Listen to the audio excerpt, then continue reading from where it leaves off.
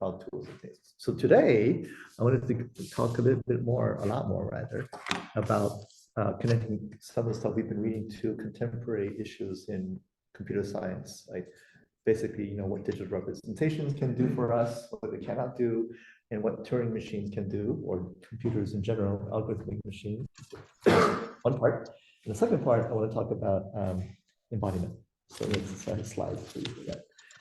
So, but first, maybe we can warm up by talking a little bit, just as a warm up. I think looking over at some of the readings that we had, it's more like provocations.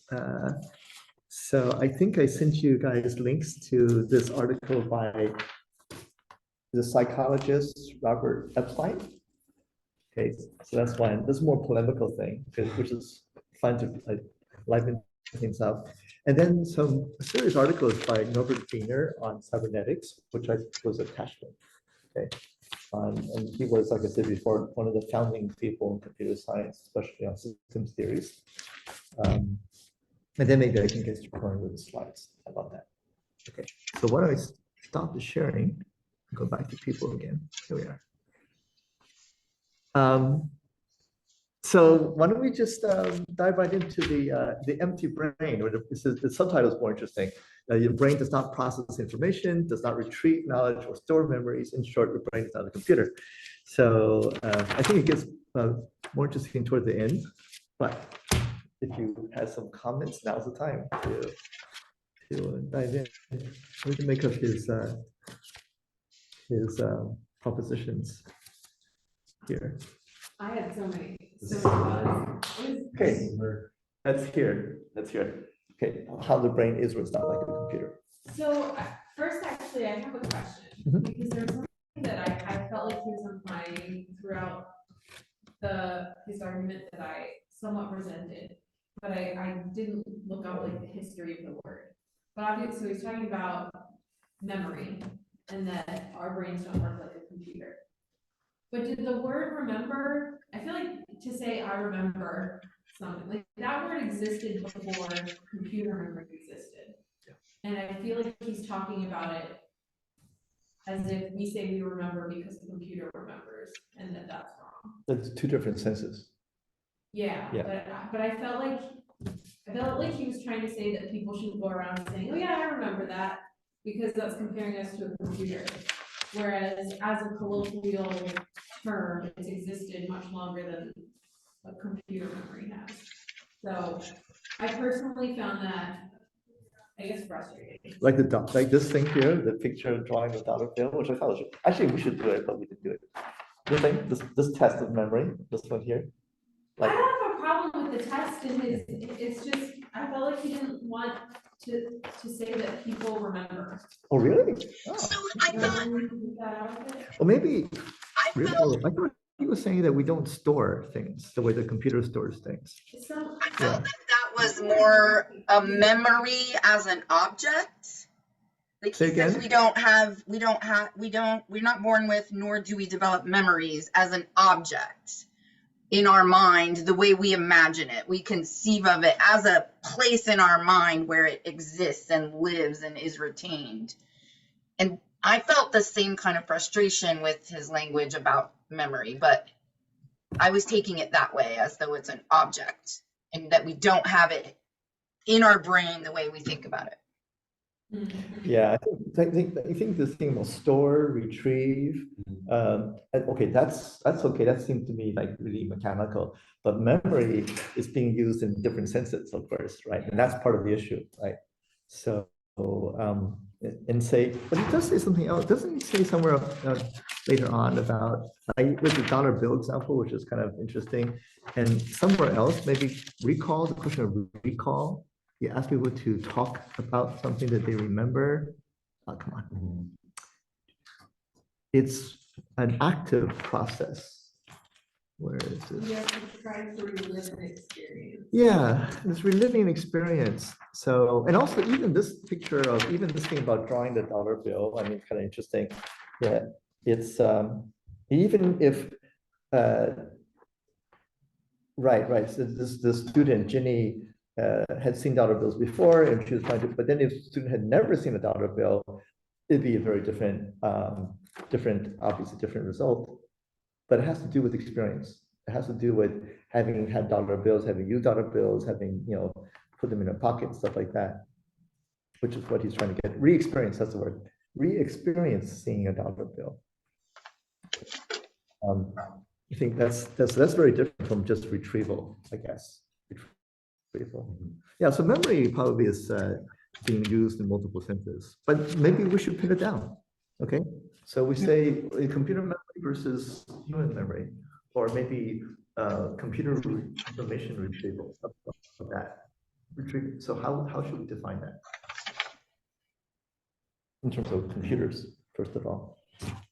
So he says near the pink join 2,500,000 newsletter subscribers box.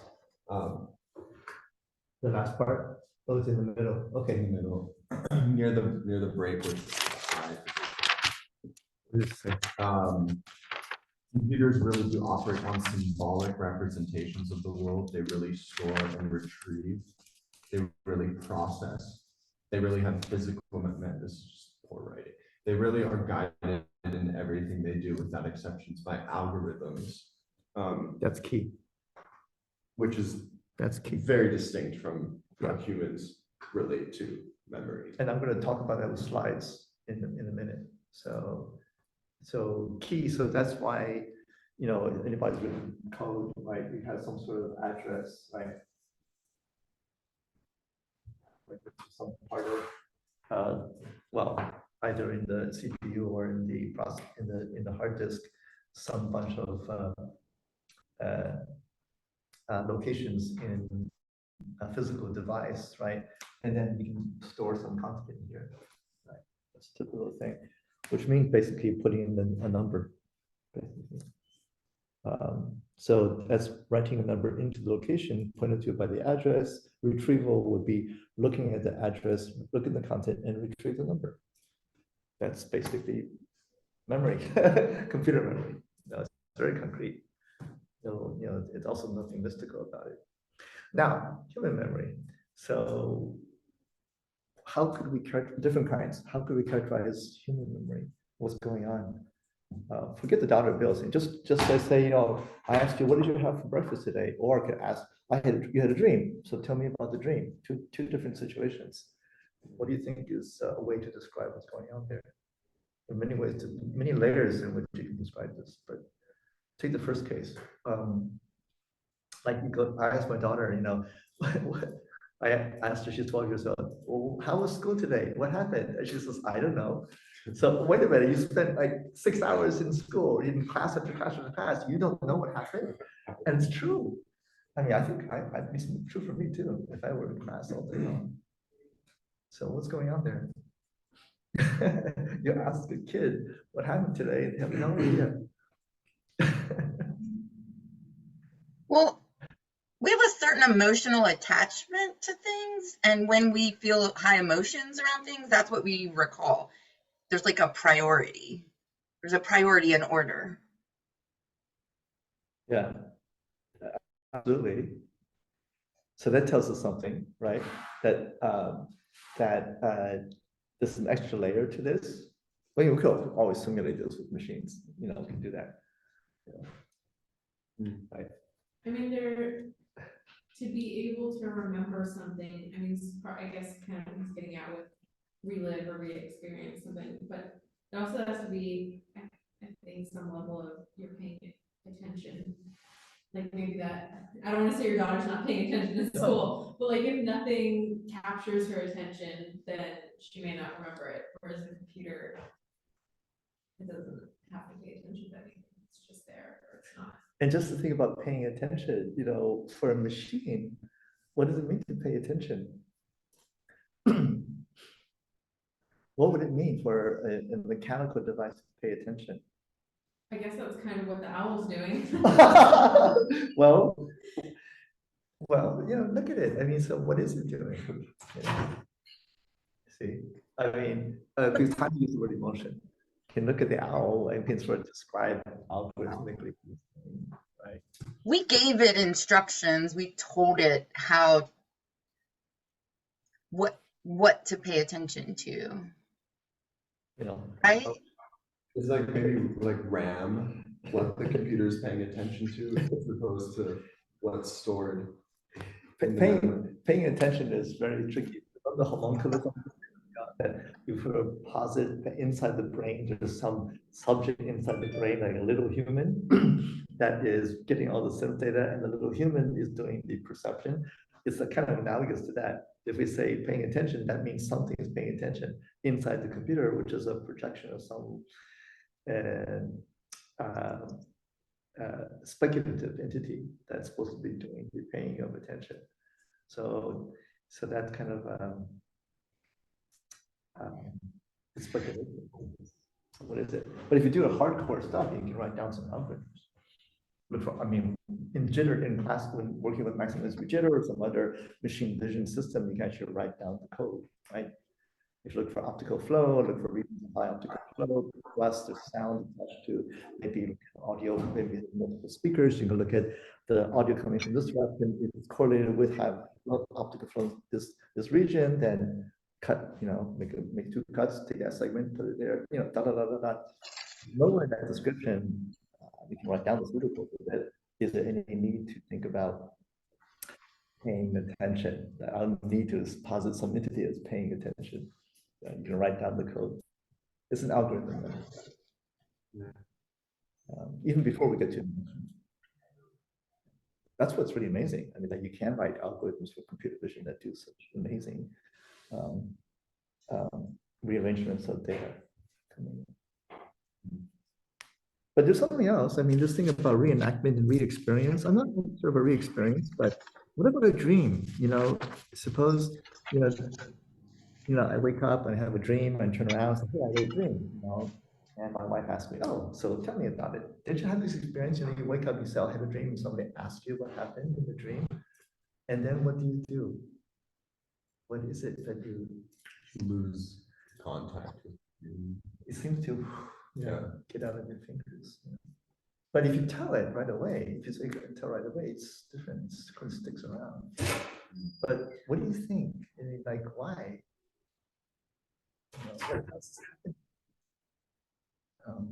Because with the retrieval, it's not like that unless something's wrong with electronics. You know, you put it in, you get it out. It's perfect. That's not like human memory. There's some aspect of this that is also memory isn't that much different from imagining something that hasn't even happened. That's why dream. Yeah, I think so. I think you have a point. That's why I think dream research is so interesting. There's a very interesting Lisa Solomonova. Actually, her first name is Elizabeth, Russian. Elizabeth. I'm making a plug for her because she's was a former PhD of mine who's doing amazing research in dream research,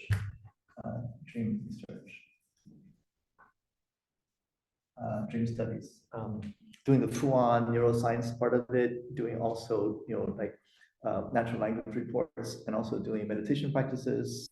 So she uses multiple methods for understanding what the experience, dream experience. Okay, and then when you wake people up and ask them to tell you about the dream, it doesn't seem like sometimes that it's like you're making up the story.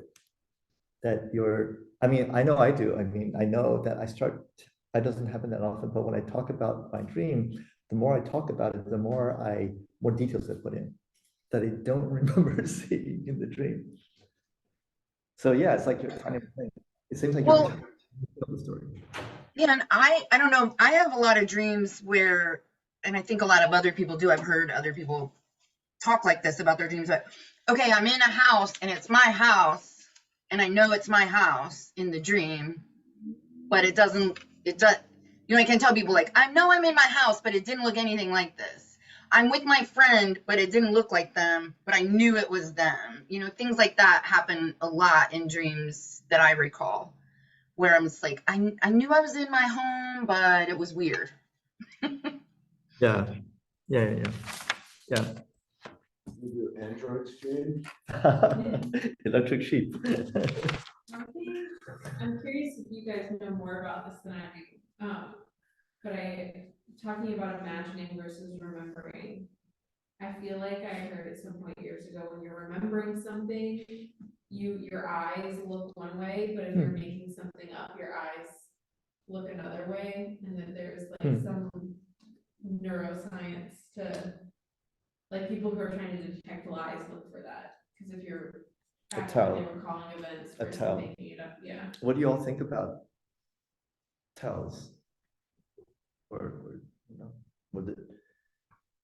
Is it just a tell though? Because I also know that there's like some things that happen, there's feedbacks between the eyes and whatever's happening in the brain where you can actually like, you know, kind of get more energy and do like change your physiology by moving your eyes in certain ways. It's like, if you're tired, you can, There's a trauma method. Oh, somebody can look it up later. That's EDMR or EMDR. What? EMDR or EDMR, something like that. Where you make the eyes go back and forth. Yes, you make the eyes move back and forth. Certainly, yeah. Because I had a friend who was suffered war trauma, and it worked for her to do that. I've done it actually. It did something for you. Yeah. Amazing. It was wild. You know, okay, so that's one thing. And this other thing about lying, that there are tells. I can imagine there are tells. I mean, however, how universal are they? Remember the weird article that we read? It might be hard to, you know, find something that's really general. Yeah, I remember in the psych course, but then, you know, who knows? So again, that's the problem with the psych research we know already is kind of problematic. But I remember once in the psych course, I remember the person who was studying facial tells was saying that actually grown-ups are pretty good at controlling your face because you see your face in the mirror, things like that. But he was saying that what you should look for is what they do with their feet, because we don't usually monitor our feet. So that was one of the techniques. What would feet? Might be, I don't know, maybe moving or tapping or something like that. Look for how you move your feet. But the reason he claimed that was probably more useful is because people don't monitor themselves with their motions with the foot as much as they monitor the facial. But again, that's really interesting, especially considering like neurodivergence and different, you know, I cannot stop moving my feet or my fingers. Something on me is always moving. This is where the weird article is useful, because it may be totally masked by your own sensory motor engagement with the world, which might be very particular. So, you know, yeah. Didn't he say, and going back to the Epstein article, this is something that I think Cameron brought up, is that when you went to talk to neuroscientists and asked them to look at the information processing model, this is the part where it really gets interesting in terms of paradigms. The information processing model would be that you use a computer model of memory, like what I drew on the board, right? And also this idea of algorithms. We'll bring this out more in when I start doing the slides. But this idea that there's a architecture of there's a memory, computer memory, okay, storage, okay, and in the form of these kinds of addresses and boxes. And then you have the CPU model, right? And you have the rapid memory here, and it goes back and forth, slow, fast memory. And then you have the notion of algorithm, program, right? Series of steps. Fine. And then these steps have the usual syntax for programming language that refer to pieces of memory, operations you can perform on the pieces of memory. And then you go through the steps. Okay, we'll go through that more rigorously I keep promising when we do the slides. Anyway, call this the information processing model. Whoops. Call that that doesn't work. Okay. Information processing model. By the way, I sent email slides to everybody. Tanya, did you get slides already in email? Okay, I sent slides to the AME-seminar group. So it won't matter. I'll be sharing the screen. Okay, so you can see that. In any case, the IP model is what he was saying. He asked neuroscientists to come up with an account of something without using IP model, and they couldn't do it. it was.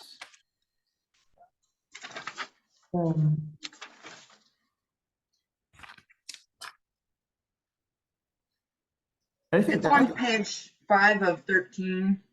what was the challenge to ask them to account for what? Account for intelligent human behavior without reference to any aspect of the IP metaphor. Just general, okay, intelligence. So can we go over all sorts of things, you know? And that's what he brought up. And I think we talked about it before too. In every age, there are different technologies that are kind of the most advanced technology of the age, right? Like clocks in the 17th century, and then earlier, the other kinds of things. And those technologies are used as a metaphor for human thought.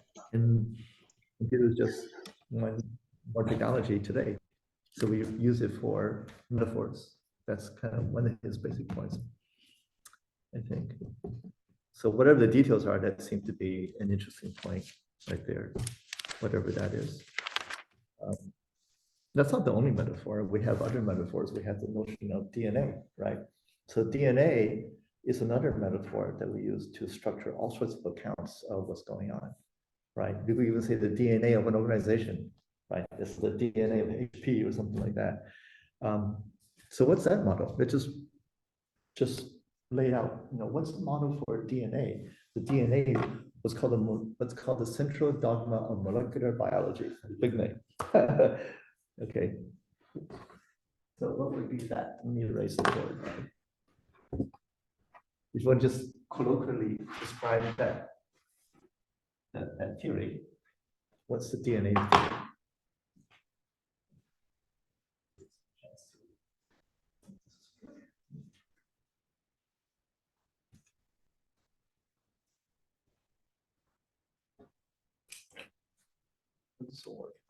Well, this is where it gets interesting with the discussions about paradigms in science and the kind of dominant frameworks and metaphors that we use to make sense of the world.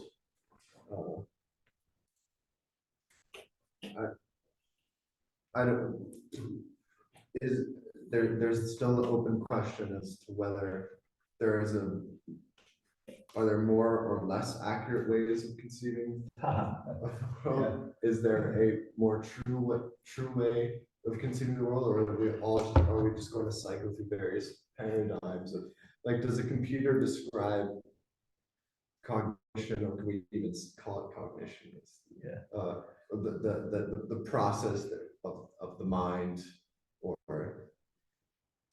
but the mind itself is problematic.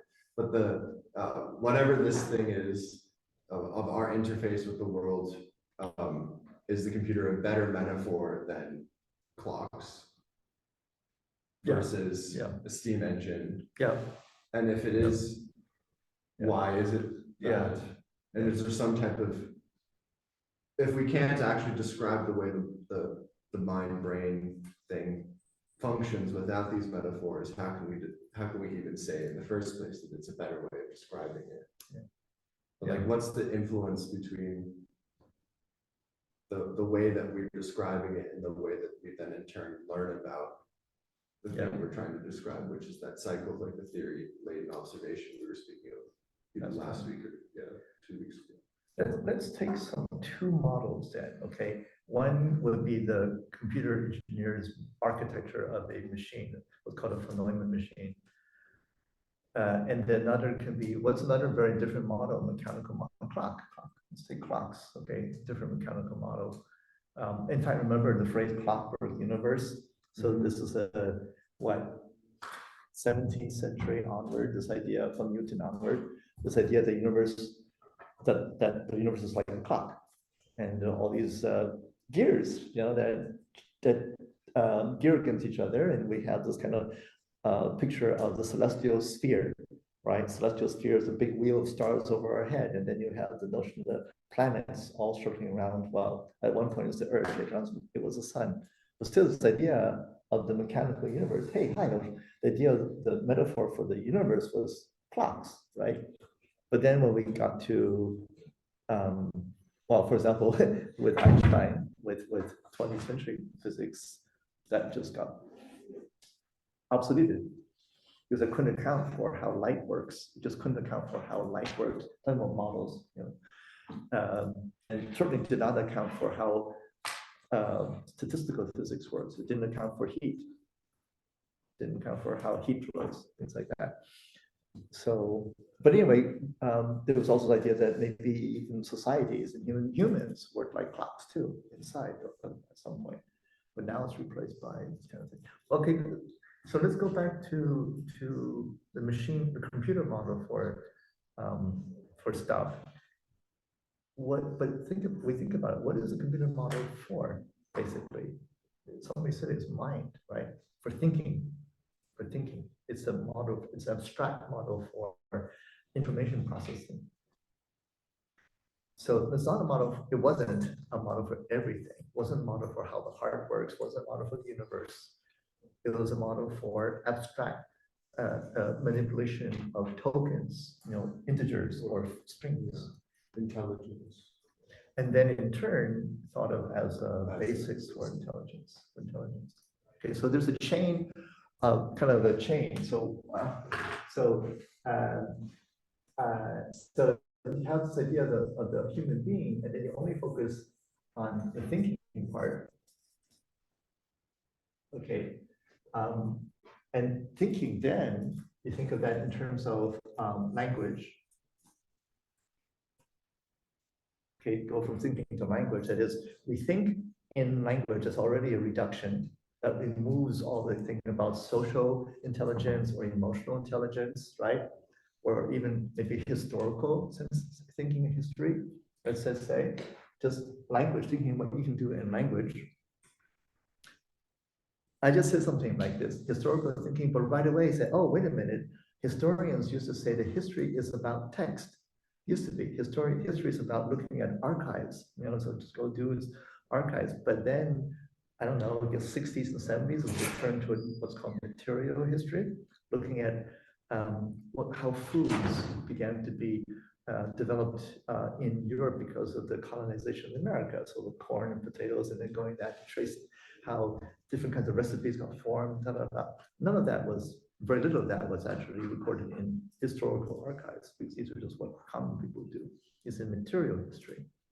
So already in history itself has a different kind of practice, more like archaeology than looking at texts, But anyway, thinking, then going to this idea about thinking as the kind of activities that are done with language and implicitly written language. This is key. This idea that it's text, that's kind of the solid thing you can look at and do science with. Because stuff you say in words in the air just evaporate. This is before recordings now. Okay. So this is a move up to the early 20th century, saying if we want to be rigorous about thought, we should think about how we use language. Then we want to be rigorous about language, we should think about text. Okay. And then when we be rigorous about text, we think about what's called formal languages.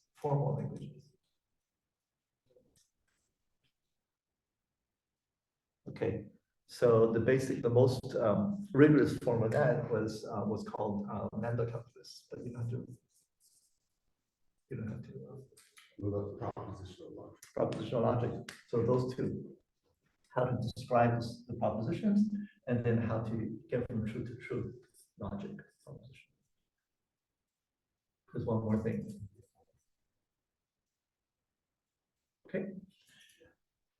Logic would be like once you say one thing, what do you say next? But if there's this idea that the most pure, rigorous form of thinking is logical thinking, right? This idea that if you have a premise, you have several premises, P1, P2, P3, for example, if P1 and P2 and P3, P3, then conclusion. Okay, so this is kind of formalization of how to go from statement to statement to statement. So this becomes now in the early 20th century the most rigorous form of thinking. Okay, so you can see, but there's been all these successive ways of abstraction, just throwing out everything else. you know, like eating, sex, emotion, history, pressure, that's all thrown away, dismissed, because this is what you can do on a piece of paper with squiggles. In fact, in the early 20th century, this was kind of the most advanced project by people like mathematicians, like, so there's some names here. So Church, Russell, not in historical order, Whitehead, Virgil, many logicians, okay? This is all around, you know, same time as Wittgenstein, actually. Okay. And then this Wittgenstein over here was a terrorist. He threw a monkey wrench into a lot of the stuff. Oh, and Gödel too. He's also did a monkey wrench. Get to that. But you see, the place it points is the successive ways of abstraction. Now, around this time, so 1930s, big move, World War II, the computer. So here you have I'm sorry, I'm blanking. Turing. Thank you. I should put this in here. Sure. Interesting movies. Okay.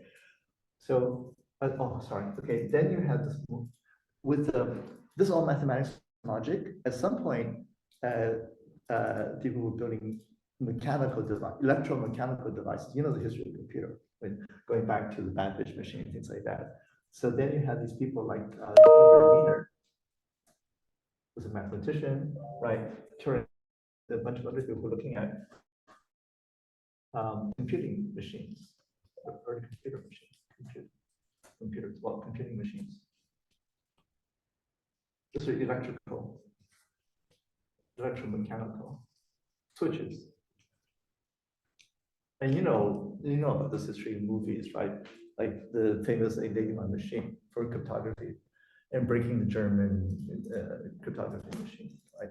Also, what's another kind of use for computing going back besides cryptography for military purposes? What would you say is the other historically really important use of calculations besides cryptography? You know, more important. What would you guess? Missiles? Yeah, before missiles, it'd be cannon. So historically, computing was used for some really important military purposes. Probably the most important one is missiles. It is ballistics. Okay. So actually, it's for ballistics and cryptography. But cryptography wasn't really as important as ballistics. Cryptography. Okay. And probably the most important thing besides ballistic was related to bomb sites, dropping bombs. So this is what really had played a big role during World War II, was be able to, if you're flying a bomber over, over enemy territory, you drop a bomb, right? It's going to be moving in an arc. So, some geometry, some analysis to do. So it took calculations. The Northern bomb sight, which is a famous invention, is an optical computer, no electronics. It was done with some very cunning uses of glass, and optics. So that maybe when you're looking down, I don't know how it works in detail. It's not an electronic machine. It was a mechanical optical machine. So it did analog computing, basically, which would tell the bombardier when to release the bomb so that it would drop on the site as the bomb was flying overhead. So you need to integrate height, speed over respect to ground, and some corrections for variations. And it would do that analog. Yeah, do it analog. So analog computer, stuff like that. This became formalized after World War II into the early electronic machines, which became the first computers. Okay, but you see at this point, it became really, really abstract, really abstract. We're very far away from what used to be called thinking by people like, Kant or Plato or whatever. All right, so this is successive ways of abstraction. Even when this came to be put into, the logic gets put into a device, already at this point, it's highly abstracted. Okay. Yeah, okay, right. Now what's interesting is 21st century, 20th century, we see this result, people would now go back to thinking about psychology, let's say, or prejudice, or writing poetry, making art. We take these kinds of conceptual models here, which are really radically simplified. You know, the idea of a CPU memory unit used to be take instructions, okay? These very, very sparse mechanical architectures then stood in for the general phenomenon of thinking and living and being in the world. And then, in terms of the sciences, so go back to biology or medicine, what's called cognitive science, we see those particular concepts, which used to be now just describing the architecture of these computers, then get inflated into concepts again. Cognitive science. Such as, quote, memory. So like goes through stripping away from it goes deep into the abstraction, trying to go back into a more richer. It goes deep in abstraction, but abstraction goes to machine. Right. A simple machine, actually, relatively speaking. You know. And then it feeds back. And then it gets re-abstracted into concepts, which then gets put into theories of cognition, for example. This is a very quick little history. Okay. There's many books. Okay. It's not one person. All right. So this is one. And then again, you can talk about this is a PhD proseminar, which means that, especially when talking about multiple disciplines, it's kind of useful maybe to just be aware that this is what happens, so that when you read people writing about, you know, a theory of something, theory of intelligence or theory of memory, to say, well, there's a history of every concept. And you can look at the history and see if maybe if you know something about the history of how they evolved, you might see along the way what gets dropped out or what gets added. Okay, right. You know, beginning of that horse. Okay, all right.